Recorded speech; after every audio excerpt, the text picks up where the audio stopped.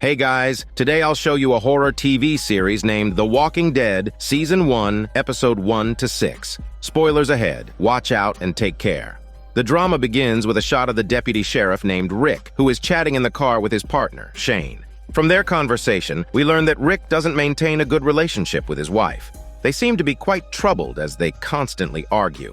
Suddenly, a message comes through the police radio, saying that a criminal is on the run nearby. Rick and Shane rush to the scene to provide backup. The criminal's car crashes into a spike trap set up by the police and flips over. Instead of surrendering, the criminal starts shooting at the officers. All the officers take cover behind their cars and return fire, but Rick bravely stands at the front line. The two criminals are soon shot dead on the spot. Unexpectedly, there is a third criminal who sneaks out and attacks Rick from behind, shooting him in the back. Shane quickly takes him to the hospital.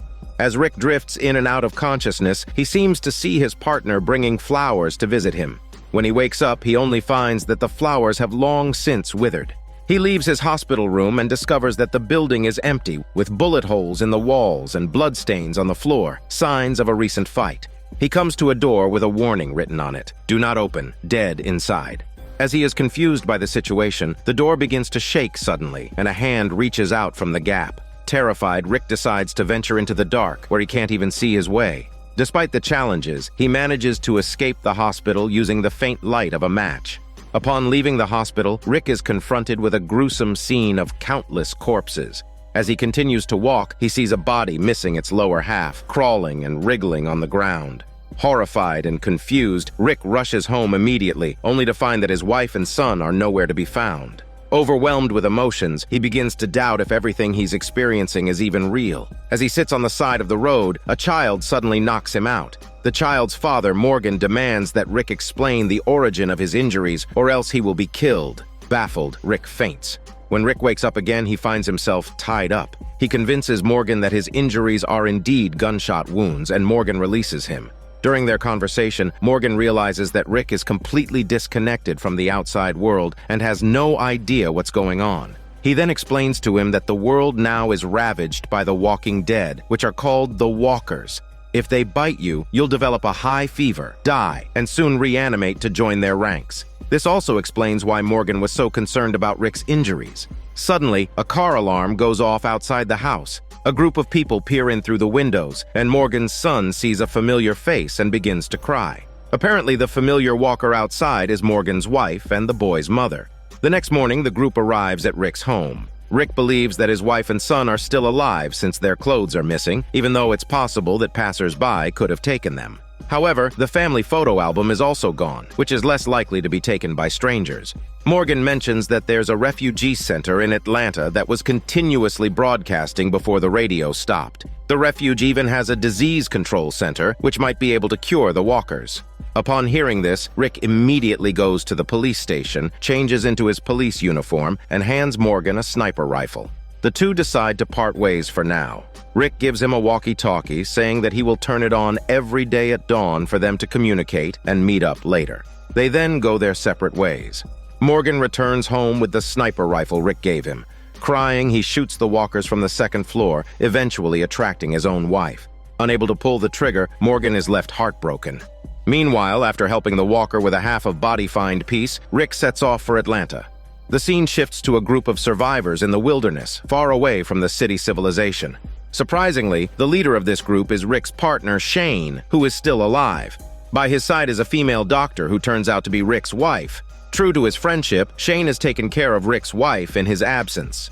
While on the way to the refuge, Rick's car runs out of gas, so he approaches a house to borrow some, only to find that the homeowners have both ended their lives. The words, "God forgive us," are written on the wall. Left with no choice, Rick continues his journey to Atlanta on horseback in search of his missing wife and son. Sometime later, he reaches a city and sees the same level of devastation and the doom of human civilization. Just then, he notices a helicopter in the sky and excitedly chases after it. As he turns a corner, he encounters a large group of walkers that swarm and tear his Ferrari horse apart. Surrounded by the Walking Dead, Rick quickly takes refuge under a tank. With no escape in sight, he luckily finds a hole leading inside the tank. A nearby corpse suddenly moves, scaring Rick into shooting it dead. Trapped in the tank and unable to leave, Rick begins to despair. Just then, the tank's walkie-talkie crackles to life, telling him that walkers are everywhere outside, but most of them are preoccupied with feasting on the nearby horse. Rick grabs all the available weapons in the tank and follows the mysterious person's instructions to make a run for it.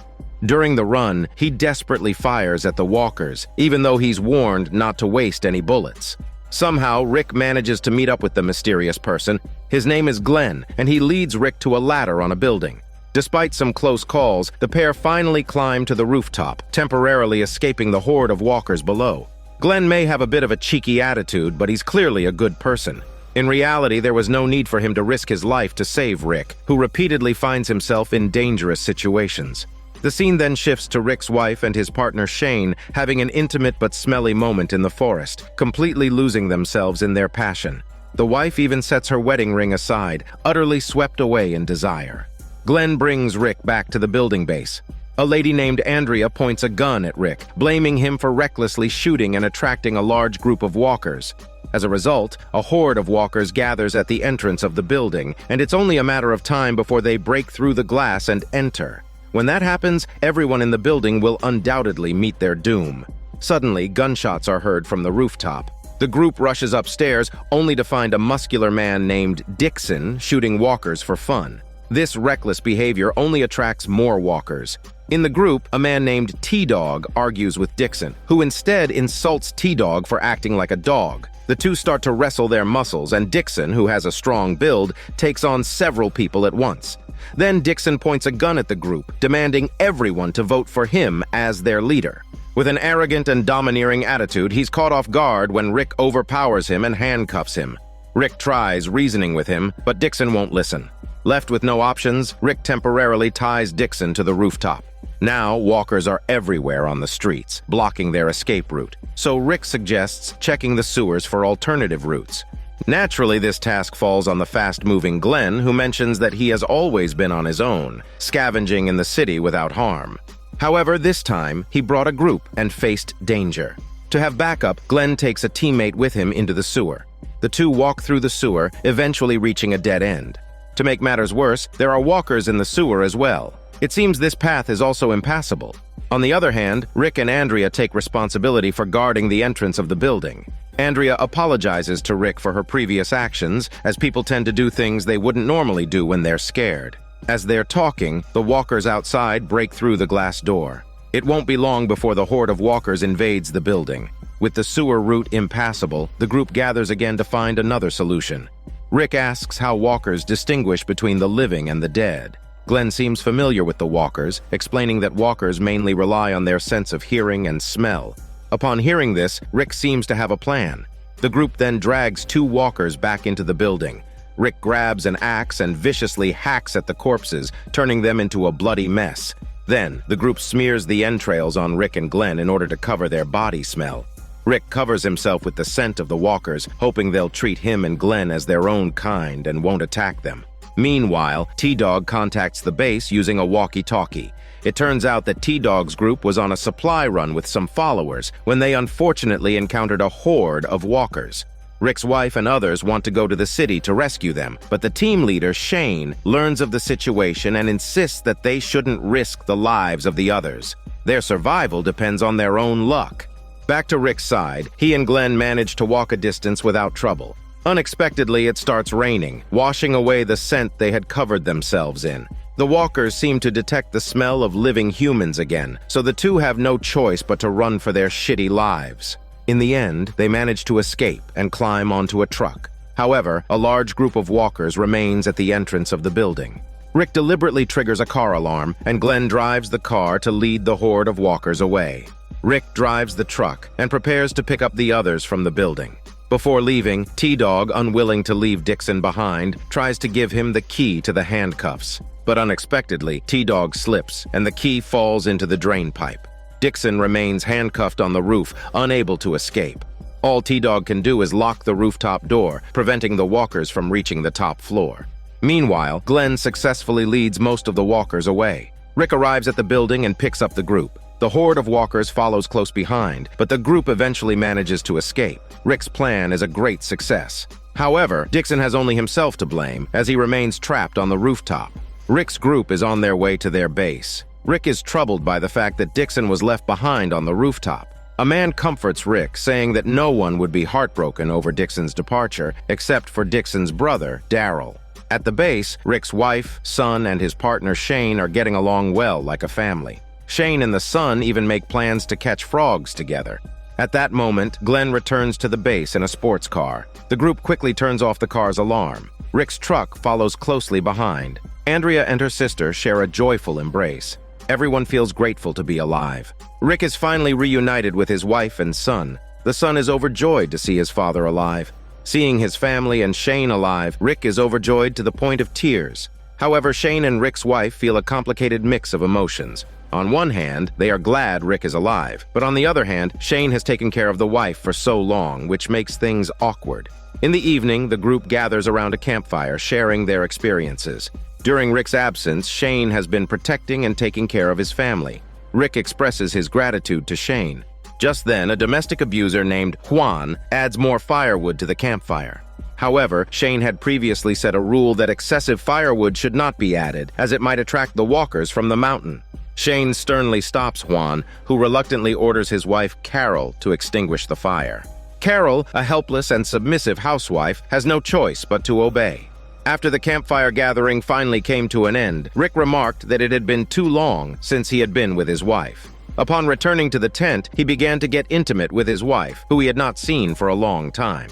The couple's passionate moment was clearly visible from outside the tent, leaving one to wonder how Shane felt about the situation. The next day, Rick's wife looked radiant and satisfied. Suddenly, their son cried out for help as a walker had approached the forest nearby. For the first time, the walkers had climbed the mountain, and with no food left in the city, they began searching elsewhere. Meanwhile, Daryl appeared like a wild man, wielding a crossbow and demonstrating his skills as a hunter. His arrogant and domineering manner of speaking was similar to that of his brother Dixon. Upon returning to the base, Daryl sought out his brother. Rick told Daryl the truth about his brother's situation. Enraged, Daryl attacked Rick, but Rick and Shane worked together to subdue him. Hearing the news of his brother being trapped on the rooftop, the tough Daryl couldn't help but shed tears.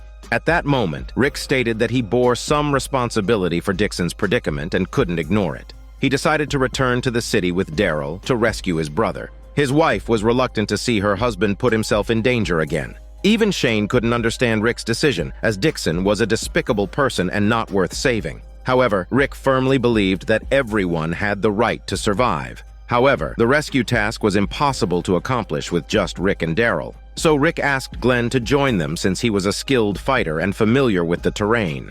Although Glenn resisted at first, he eventually agreed to go with them. Additionally, T-Dog felt responsible for the situation and volunteered to join the rescue mission. Shane expressed concern that taking all of the capable fighters away from the base would leave it vulnerable if the walkers attacked. However, Rick argued that what the base needed most was firepower. Rick's weapon bag had been left behind in the city, and retrieving it would significantly increase the group's combat capabilities. Additionally, Rick had previously given a walkie-talkie to a man who had helped him, and the walkie-talkie was in the weapon bag. So Rick insisted on retrieving both the bag and the walkie-talkie. With no better options, the group reluctantly agreed to Rick's plan. Shane still didn't want Rick to get hurt. Before departing, he gave Rick some ammunition in case of emergency. The group then set off and soon arrived at the edge of the city. They got out of their vehicles and began their on-foot mission to rescue Dixon. Meanwhile, at the base, Shane and Rick's son were catching frogs as they had agreed. But Rick's wife rushed to bring her son back to the base. She told Shane to stay away from her and their child. It turned out that during Rick's absence, Shane had told the wife that Rick was dead. This was the reason why the wife had become involved with Shane. Feeling deceived, she was very angry. On the other side, Andrea, Carol, and a group of people were washing clothes by the river. Talking about the things they missed, Andrea mentioned how much she missed her vibrator. The group laughed and joked happily, but Juan was not pleased by the happy moment. So he called his wife Carol to leave with him, intending to abuse her again. Carol obediently complied. At this moment, Andrea stood up to Juan. Amid the chaos, Juan slapped Carol in the face. Shane witnessed the whole scene and couldn't control his anger. Seeing someone attacking a woman, Shane dragged Juan aside and, without saying a word, punched him repeatedly, almost beating him to death. In the end, Rick and his group arrived at the rooftop of a city building. Daryl burst into tears, since he found a blood-stained saw and a severed hand on the ground. Learning that his brother had cut off his hand to stay alive, Daryl almost lost control and wanted to kill T-Dog. After that, Daryl then wrapped his brother's severed hand in a cloth and analyzed the blood on the ground. He deduced that his brother must have used a belt as a tourniquet. The group followed the blood trail into the building and discovered 2 dead walkers, likely killed by Dixon. Even with only one hand, Dixon proved to be quite formidable. As the group continued, they found a metal plate with skin tissue near a gas stove. It was evident that Dixon had used the plate to cauterize his wound to stop the bleeding. Finally, the blood trail stopped at a glass window, which was probably Dixon's escape route. Daryl wanted to catch up with his brother, fearing that he might be devoured by a horde of walkers. But Rick stopped Daryl from acting impulsively and told him to calm down, promising that after retrieving the weapons bag, they would help search for his brother. Back at the base, Andrea and her sister were fishing and chatting on the boat. The 2 sisters missed their families and now only had each other to rely on. Feeling sentimental, they shed tears. Meanwhile, a man named Jim was frantically digging holes in the ground. Despite the scorching sun, he refused to rest. Shane came to stop Jim, but unexpectedly, Jim attacked him. Shane had no choice but to subdue the man first. The man revealed that not long ago, his wife and child were attacked by a sudden outbreak of walkers, and he was helpless. He could only watch as his loved ones were eaten before taking the opportunity to escape. After being tied up for a while, Jim regained his senses. When the group asked him why he was digging so many holes, he said he had a dream last night, but he couldn't remember the dream and why he needed to dig the holes. Switching back to Rick's side, Glenn proposed retrieving the weapon bag on his own, arguing that acting alone would be safer. He would be responsible for getting the weapon bag, while Daryl would meet him in a small alley. Rick and T-Dog would be stationed at another location 2 blocks away. In this way, if Glenn's path back to the alley was blocked by walkers, he could choose another route to regroup with Rick.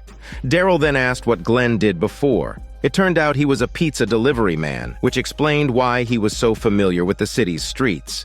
After discussing the plan, the group started to take action. Glenn acted quickly, successfully retrieving the weapon bag and Rick's police hat. Meanwhile, Daryl encountered a young man who shouted for help, and Daryl immediately punched him to silence him. Just then, the young man's companions rushed in, attacking Daryl and Glenn.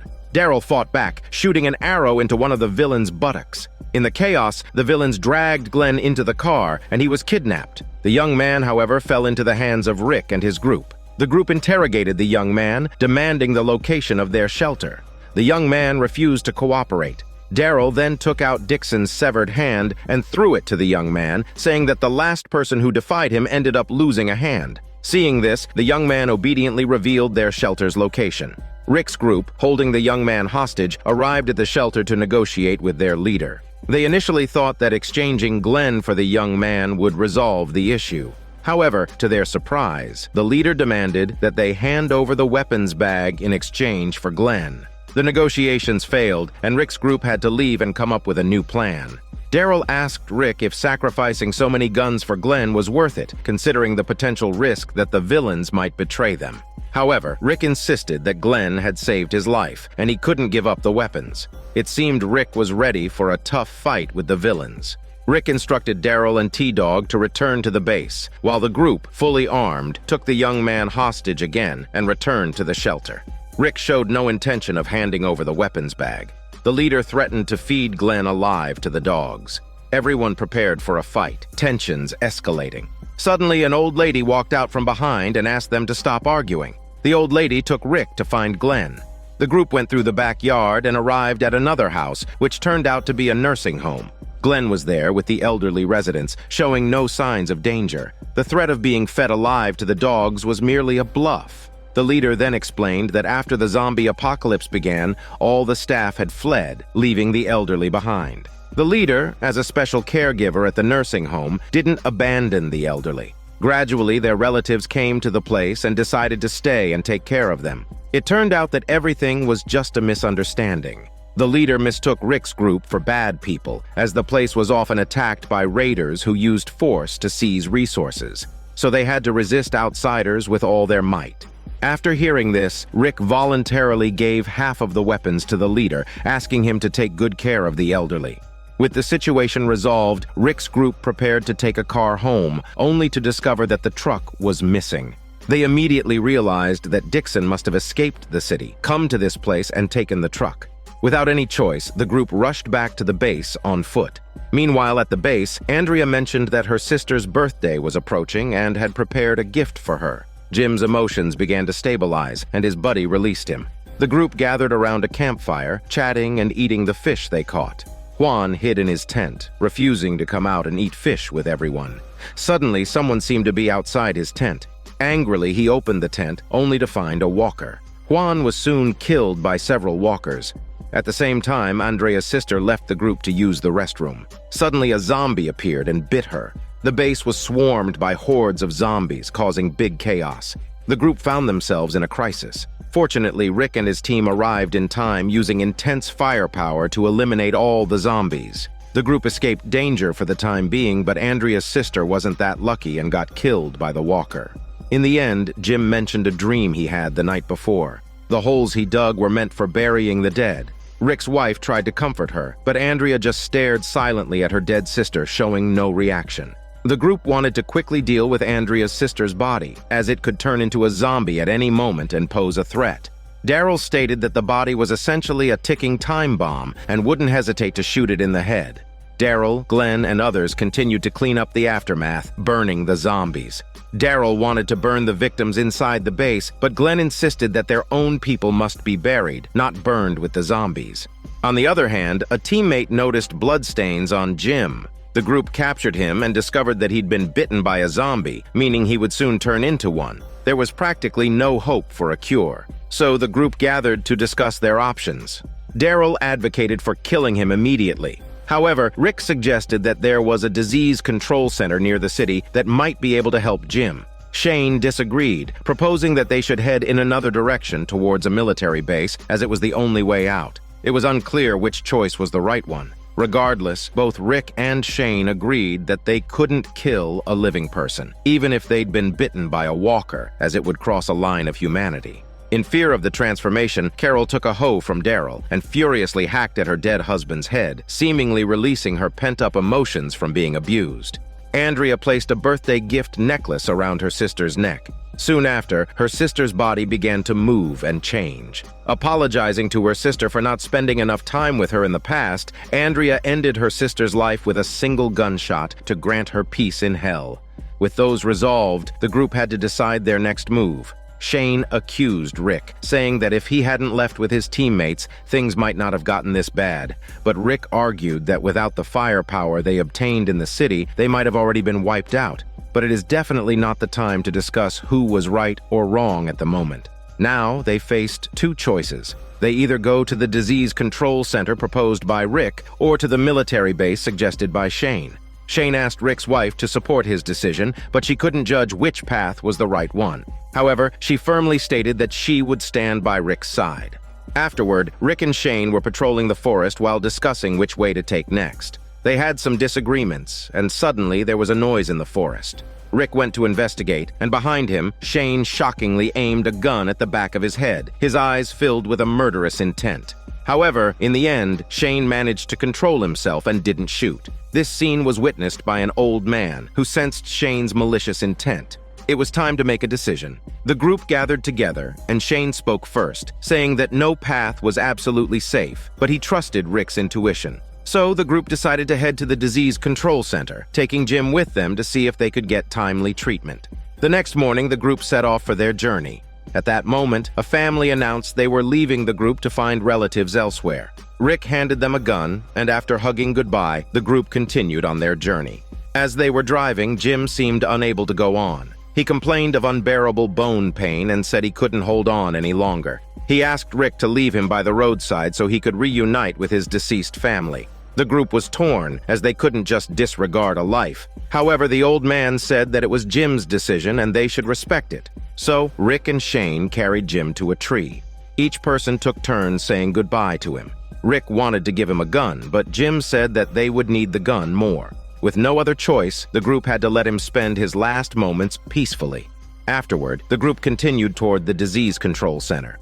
The scene shifts to the disease control center, where there is a scientist who appears to still be researching the cause of the virus and treatment methods. The scientist records his thoughts by speaking to a video camera. However, he is the sole survivor inside the center. He seems to have reached his limit, and in despair, he even says he will soon end his life. At this moment, Rick and the others arrive at the disease control center.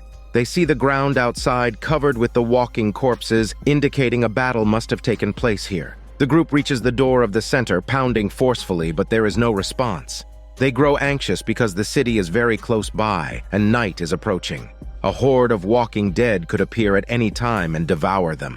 The scientist sees the group through the surveillance camera, but hesitates to open the door, hoping they would leave. Rick believes there must be someone inside. Shane and Rick's wife become frantic when they see the walking dead and urge Rick to leave quickly. However, Rick doesn't give up and continues pounding on the door. Suddenly, the door opens in time for the desperate group.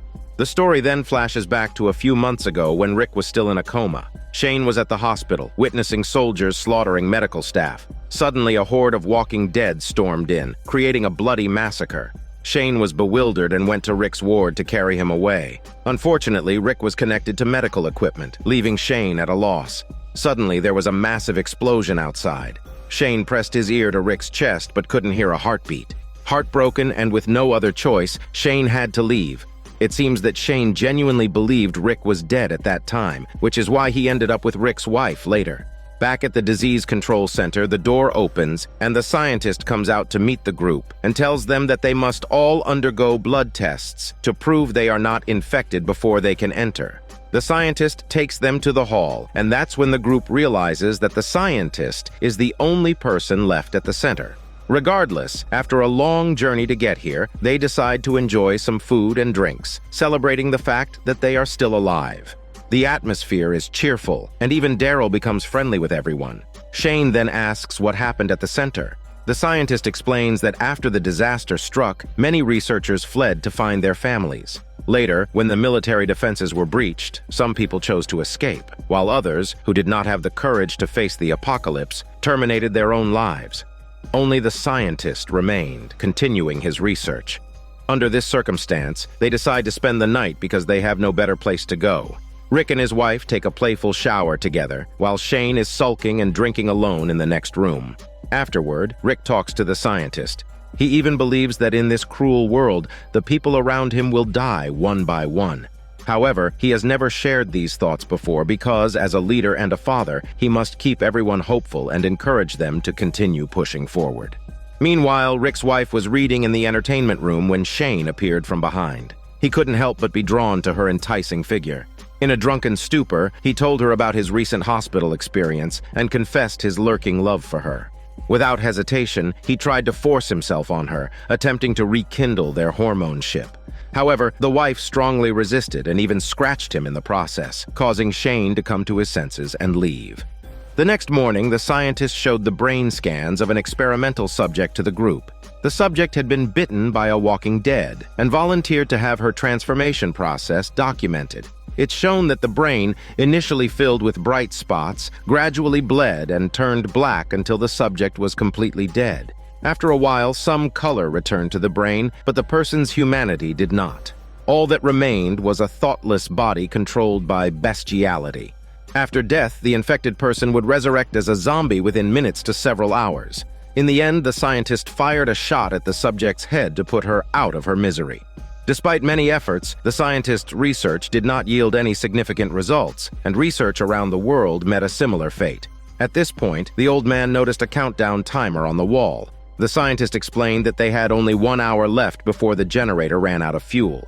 Once the power was depleted, a comprehensive disinfection would take place. However, the scientist hesitated to provide further information, leaving the group to search for answers on their own.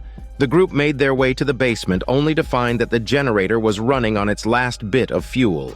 Just then, the air conditioning and lights went out. The group demanded answers from the scientist, who reluctantly explained that the system was shutting down all non-essential equipment. He also mentioned that when the disaster struck, the researchers in France did not flee but held their ground until the very end. But as they were on the verge of developing a cure, they ran out of power, leaving them with no resources. Sensing that something was off, Rick told everyone to pack up and leave immediately. However, to their surprise, the scientist locked the doors, trapping the group inside. In anger, one of them wanted to kill the scientist, causing chaos. Rick demanded the truth from the scientist. He then revealed that the containment facility held highly dangerous materials, such as biological weapons and the Ebola virus. In case of a catastrophic power failure, such as a terrorist attack, the facility would activate a bomb similar to nuclear weaponry in power, which would prevent any living organisms from escaping. The scientist had intended to die along with everyone else, believing this was the best way to leave this world without pain, sorrow, or regret.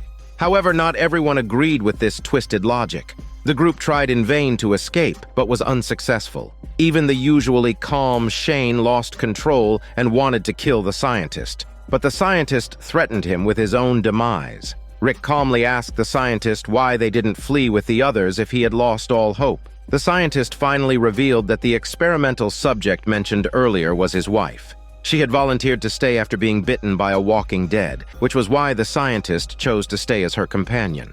Rick reasoned that the scientist's wife was a victim with no other choice, but now the group just wanted a chance to gamble on the outside world. The scientist finally opened the first door to let the group leave. Before they left, the scientist stopped Rick and whispered something in his ear. What was said remains unknown, but regardless, time was running out and escaping was the priority. As the group ran for their lives, they were shocked to find that one of the African-American women decided to stay behind. Even the strong-willed Andrea was devastated by her sister's death and chose not to leave. The old man tried to persuade Andrea not to give up on life. When persuasion failed, he decided to stay behind with Andrea to face death together. Although neither related by blood nor close friends, the two had developed a bond during their escape. Meanwhile, the remaining members of the group made it outside, but the second door remained locked, and even the shotgun couldn't break the glass. At that moment, Carol produced a grenade, which Rick had found earlier when trapped in the tank. Using the grenade, they finally shattered the window and escaped. The group quickly fought their way past a few zombies blocking their path and got into a vehicle ready to leave. Just then, Andrea and the old man changed their mind and came running out, leaving the African-American woman and the scientist inside the center to end their lives. Just then, a massive explosion destroyed the facility, reducing it to ruins. In this way, the group narrowly escaped death, but what awaited them ahead was an unknown world dominated by the walking dead. This is Daniel CC Movie Channel. Stay safe and enjoy your day.